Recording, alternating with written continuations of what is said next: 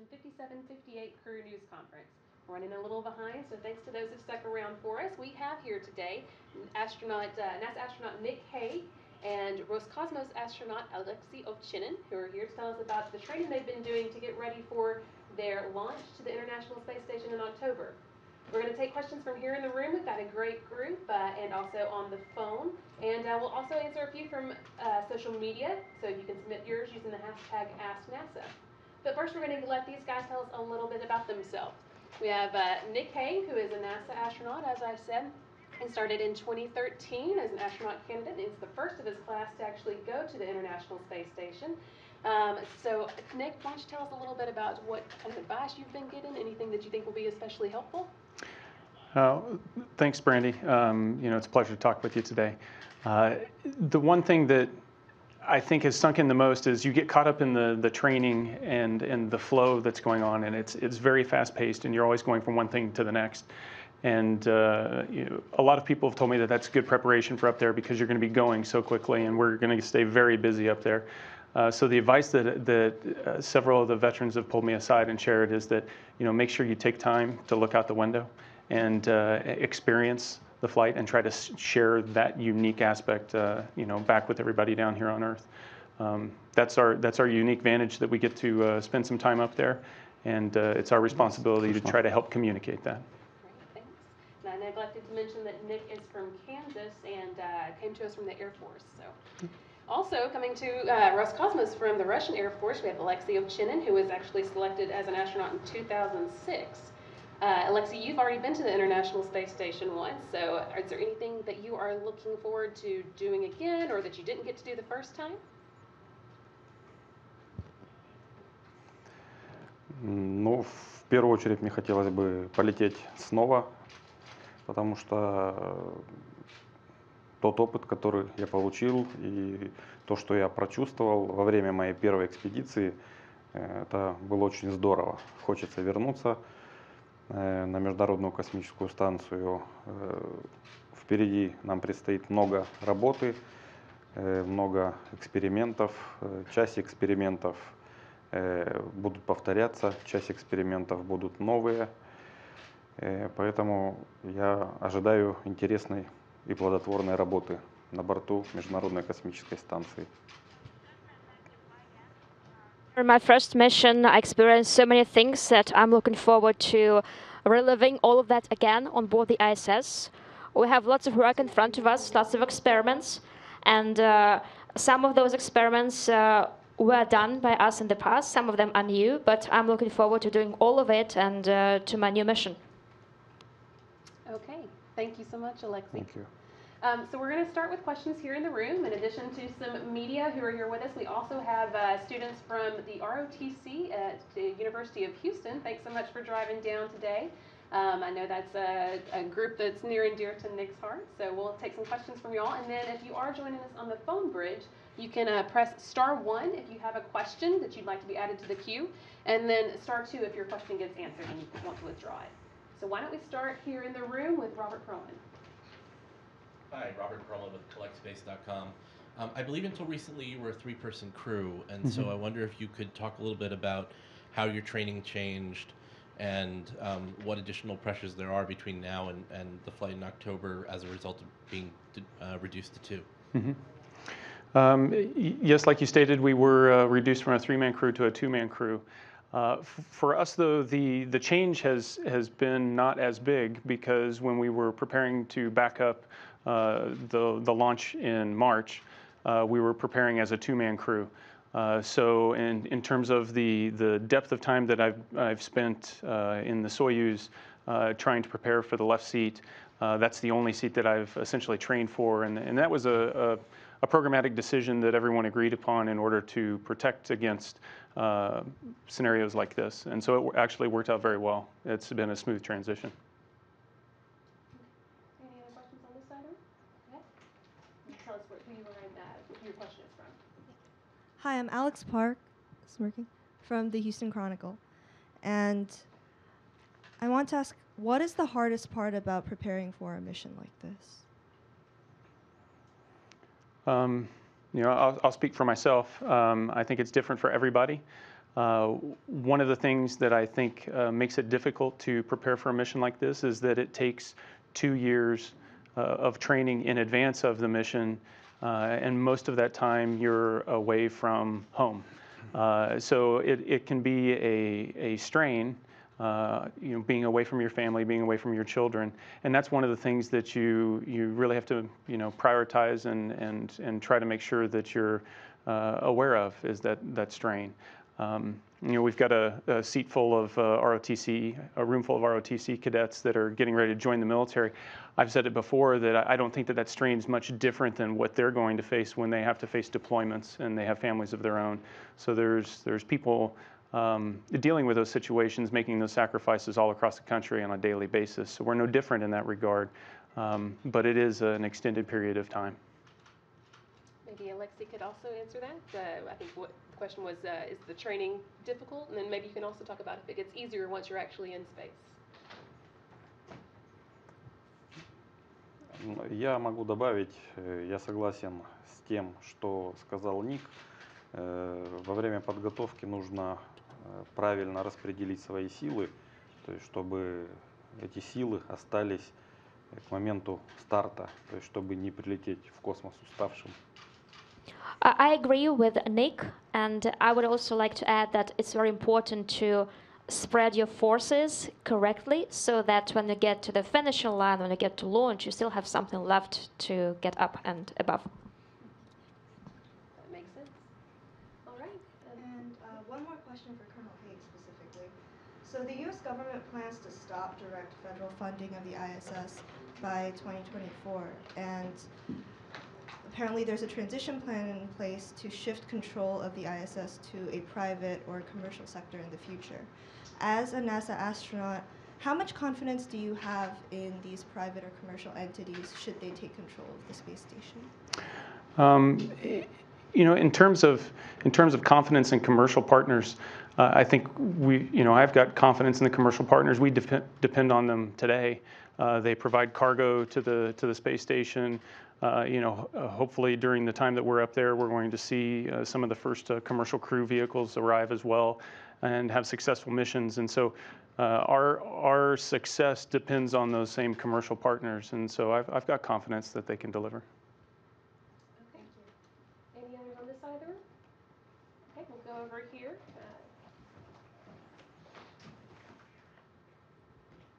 Jim Oberg with Spectrum magazine for Colonel Ovchinin.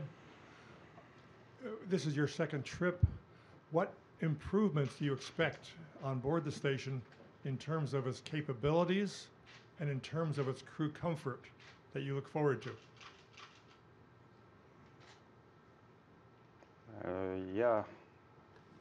Ксения, ты меня слышишь?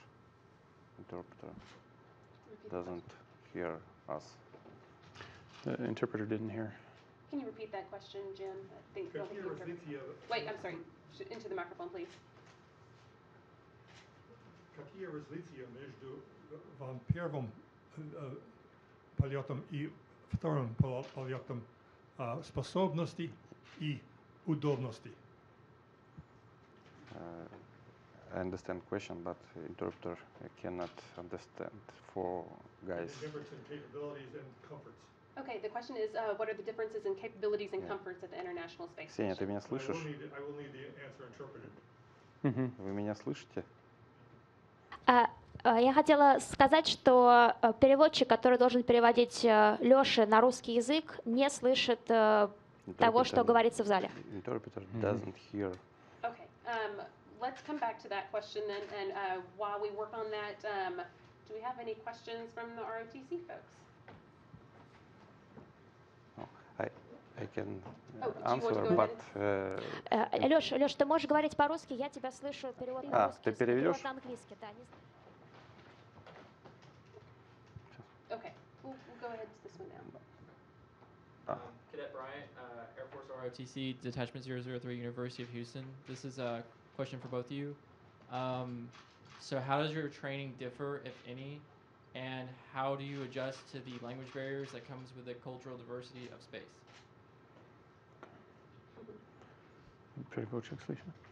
No. No. Okay. I can answer it. Okay. previous question. Okay. After you. Wait. So you're getting to experience firsthand some of the meshing of the cultures and the different language, right? So this has been a great example for you, some of the technical difficulties we've had with the translation. It's, in my opinion, those challenges and those difficulties end up bringing us closer together in the long run as we strive to understand each other a little bit better. One of the best ways to learn another culture is to try to learn to speak their language. And we try to meet each other halfway. A lot of our conversations, I'm trying to speak Russian to Alexey, and Alexey is trying to speak English to me, and we find an understanding together. That's the beauty of the program, the international cooperation. We've been doing the space station now we're coming up on the 20th anniversary. And we have countries across the globe trying every day to understand each other a little bit better so that we can be successful in space. So I think that those challenges highlight why what we do is so important and that we do it together. Okay, we're going to try Jim's question again. All right. My question, hello, interpreter. I'm asking, between the first and second visits to station, what improvements do you expect in terms of capabilities of the station and in crew comfort?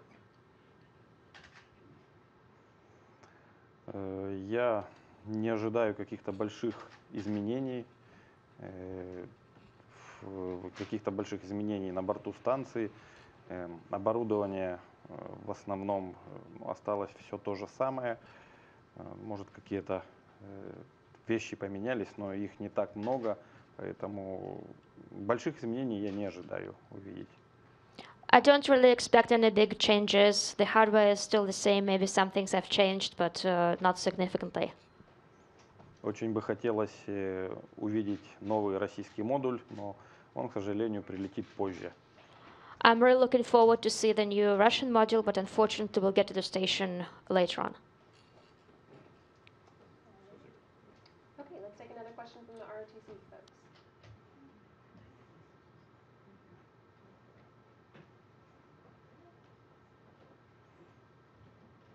Cadet Marquez, Air Force ROTC, Detachment 003, University of Houston. It was kind of touched on earlier, but for both of you gentlemen, what is the biggest thing that you hope to take away from your time in space? I know Commander Ovchinin, this is your second time. Colonel Haig, this is your first. Colonel Haig, what do you really try to expect from your first time there? Mm-hmm. So the first time is unique in that everything is going to be a first. So I have some expectations of what it's going to be like to live on the station, but that's all received secondhand. So going up there and floating in space for 6 months is going to be something completely foreign to me, and the small little things that are different every day are the things that I think I will find fascinating. I want to try to capture as much of that and share that with my wife, with my kids, with everybody that's following what we do up there. Just to relate how unique it is, the opportunity that we have, and to be able to say thank you to all the people that make it possible, whether it's training us for the past 2 years or supporting us with real-time operations, the team of more than 100,000 people across the globe that make it possible. We owe it to them to be able to communicate that back.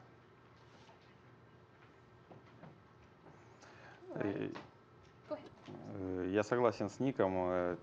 Я скажу про себя. Те ощущения, то чувство, которое ты испытываешь перед первым полетом, его не сравнить ни с чем. В последующий полет ты идешь, ощущения, наверное, уже не такие яркие. И поэтому эти ощущения нужно запомнить, и они вот самые лучшие. И полет в космос — это что-то такое невероятное, то, чего стоит ждать долгое время. Я полетел первый раз после 9,5 лет подготовки, и я ни капельки не жалею, что я так долго ждал. Again, I fully agree with Nick, but I'll say a couple of words for myself. I'd say that the feelings you experienced before your first mission are totally incomparable beyond everything I'd ever felt before. And when preparing for the second mission, looking forward to my second mission, my expectations, my feelings are probably not that bright. Even though, despite that, flight to space and mission to space is something to look forward to, and despite the fact that I'd spent 9 years and a half preparing my first mission, it was totally worth it. I don't regret it a bit. Okay. All right. I think we have some questions from social media that we can try. We have Will on Twitter who wants to know what the astronauts do in the Soyuz on their way to the space station.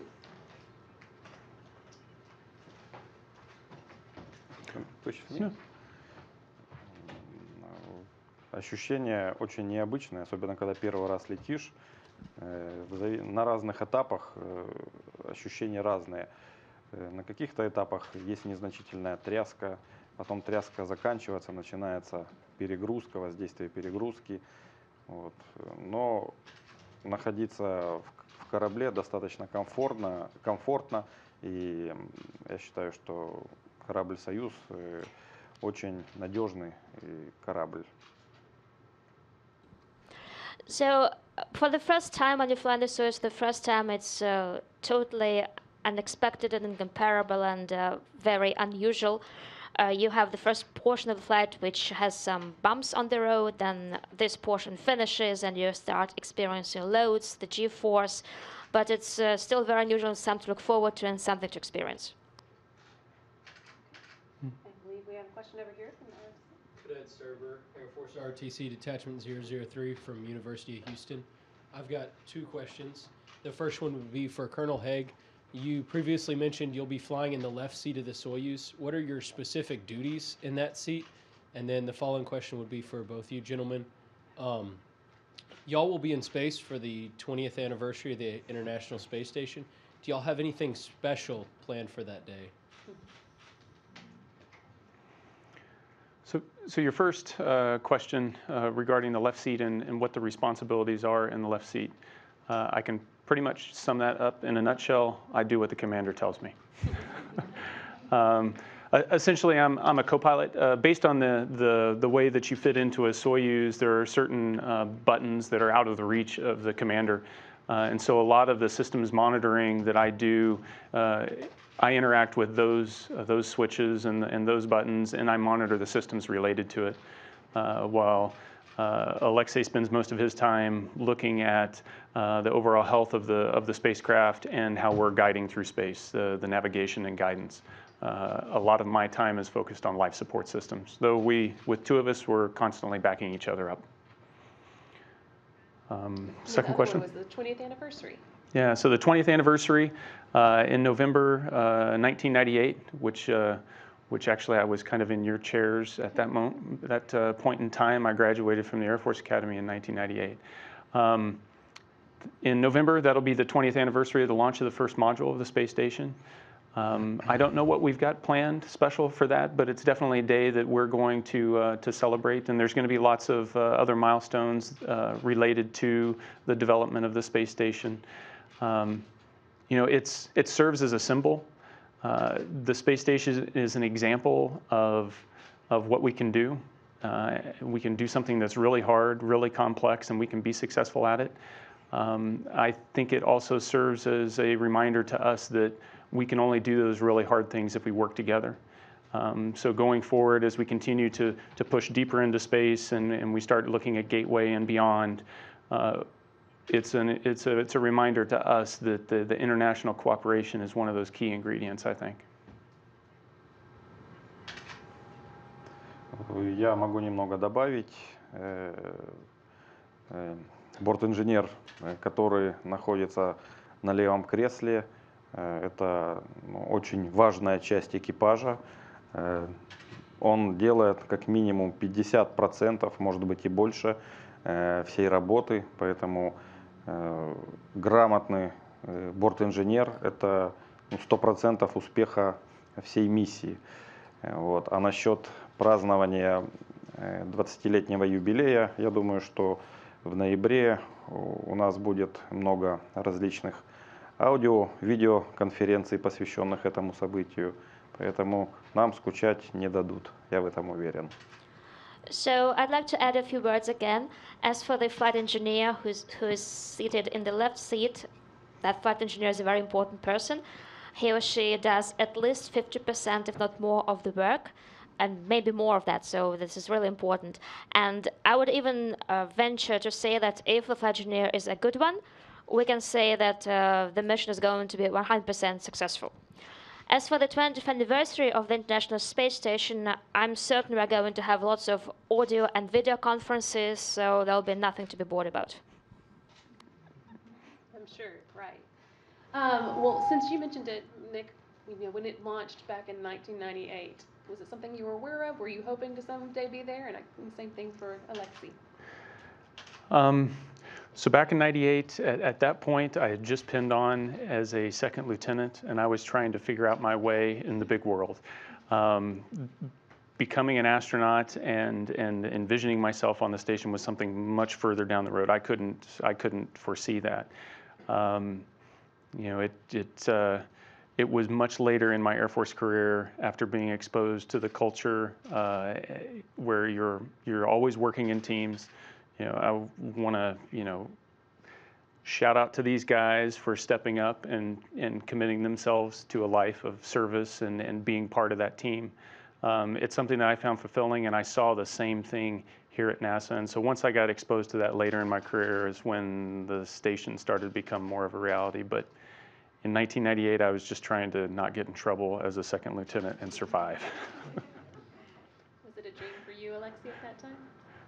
Да, это была моя мечта с детства, и, наверное, с 7-8 лет я решил стать космонавтом, а в 98 году я тоже был летчиком-инструктором, учил летать на реактивных самолетах военных курсантов, ну и постепенно, плавно шел к осуществлению своей мечты. It's probably the same thing for me. I've wanted to become a cosmonaut since I was 7 or 8 years old, but in 1998 I was a pilot instructor teaching cadets fly jets at the academy, and that's where it all started. All right, so you've got a few years to dream and start making your plans. Let's take another question from here, and then we'll take one from the phone bridge. Cadet Martin, Air Force ROTC Detachment 003, University of Houston. So with the expanding use of drones and RPAs in both applications in military and civilian use, do you see manned spaceflight continuing in the future, or RPAs? It's a great question, and I think that you can look at what NASA has done in terms of an example of using unmanned exploration to augment manned exploration and vice versa. Those will go hand in hand. There's always going to be things that are too dangerous for people to try to do, and there's always going to be things that are just outside the reach of current technology where people will have to step in and bridge that gap. And that's kind of the roadmap for success. Okay, now we're going to go to the phone bridge for a question from space.com.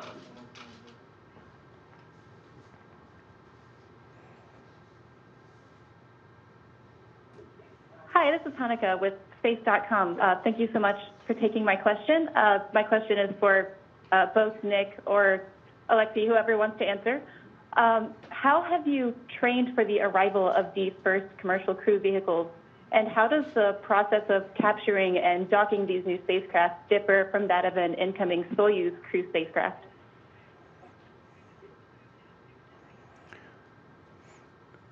So there's been some level of training that we've received in terms of trying to support the docking of the new commercial crew vehicles. Obviously, the first vehicles that are coming up there are unmanned, and so it's a little bit different procedure for them as opposed to having a crew on the other side.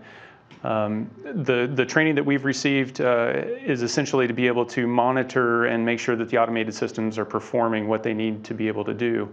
And if they go off nominal, then we can help inform the ground to try to fix the problem. A lot of that is still coming together as the programs continue to mature those systems. So the training for that is ongoing and continues to get updated, and I'm sure we'll receive additional training once we get on board as the systems start to reach full maturity. Что хочется добавить, очень ждем, с нетерпением ждем прибытия новых коммерческих кораблей. Очень бы хотелось быть на борту станции, когда прилетит новый корабль с экипажем на борту. Я считаю, это очень большой шаг вперед. Это очень интересно. А разница между стыковкой, допустим, российских и новых кораблей только лишь в том, что российские корабли стыкуются в автоматическом режиме, а новые корабли, то есть их захватывают рукой и стыкуют манипулятором. Again, looking forward to the role of the new commercial vehicles. I would love to be on board when the first manned vehicle docks to the space station. It's going to be a significant step forward and a new era in exploration. As for the docking or berthing, there is a major difference. Russian vehicles dock in auto mode, whereas these new crewed vehicles are going to be berthed by the manipulator arm by this SRMS. Okay, we are going to take one more quick question in the room before we wrap up. Air Force ROTC Detachment 003, University of Houston. I have two questions for both of you. The first is, what are the most important things you wish to achieve during your time on the ISS? And the second is, in general, what are the major fields of research that you think the ISS are critical to and their practical applications? Yeah, so we'll talk about the last part of your question first, the critical research that's occurring. So we're going to be up there, we're going to participate and support 300 plus experiments over our 6 months up there, and it spans every imaginable science that you can think of. I feel fortunate to be the eyes and the ears and the hands of scientists and researchers that have dedicated their lives to try to advance their field. I just hope that I can get the data that they're after and help them make some of those conclusions. In general, I think the reason that we're up there and the reason that NASA continues to push exploration and try to advance is we don't know the answers to all the questions. We don't know the things that are going to be the most critical, game-changing, life-changing discovery. We have to ask the questions and then go searching for the answers. And I think we're fortunate to be up there trying to help people find those answers. Я полностью с Ником согласен. Наша главная задача нахождения на борту Международной космической станции – это выполнить полностью программу, которая перед нами поставлена, выполнить все эксперименты. Я согласен, что, наверное, нет какого-то одного направления, которое было наиболее важным. Все направления по-своему важны, но я считаю, что одним из необходимых направлений является направление для определения того, как человеческий организм реагирует на факторы космического полета. То есть это нужно для того, чтобы в будущем, когда будут дальние космические полеты, облегчить космонавту, астронавту время пребывания на борту космического корабля, ну или на окололунной или марсианской станции. Again, I fully support Nick's view. The main task for us during this mission is to fully complete, to fulfill the program, to perform all the experiments. And again, I cannot really specify any individual experiment. They're all important their own way. I would say that for me, the main area of our research is to look at how human body reacts to the space environment, what the processes are, and by learning this, by doing research in this area, to alleviate, to mitigate all the ramifications of a space flight so that subsequent far-flung, far-reach space missions are easier for those who are going to perform them in their space vehicles, be it cislunar orbit or going even further into deep space. All All right, thank you so much. That's about all we have time for today, so we're going to wrap it up. But you can keep following along in these guys' training on social media. You can find Nick on Twitter at twitter.com/astro_Hague, Hague, or you can follow along on Facebook at facebook.com/ISS. Thanks so much for joining us. Have a great day.